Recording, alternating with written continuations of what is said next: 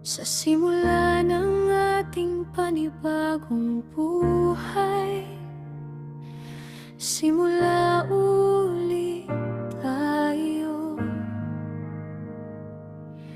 Nabuoy ng nawasak na pamilya, mula nang bumalik ka sa aming mag-iina. Nabawasan ang mga problema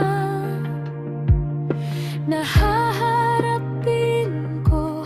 Sanang mag-isa, tinanggap kita, hindi dahil kailangan lang kita.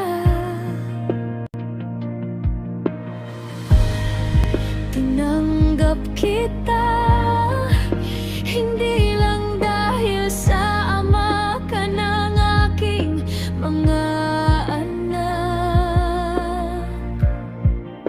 Naniniwala ko na binalik ka ng Diyos sa amin, dahil may pangako ka na dapat mong tuparin sa amin.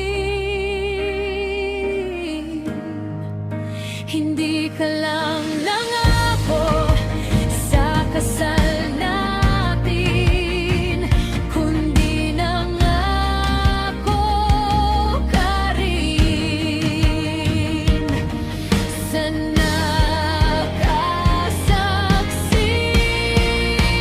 sa kasal natin.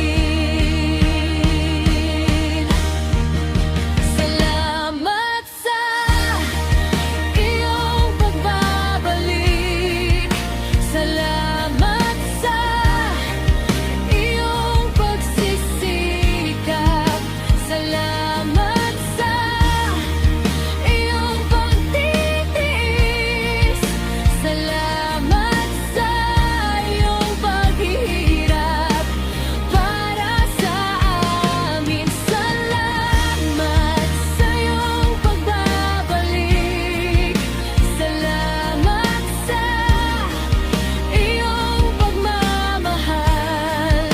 Salamat sa iyong pag-aalala, aking asawa. Sa iyo ako.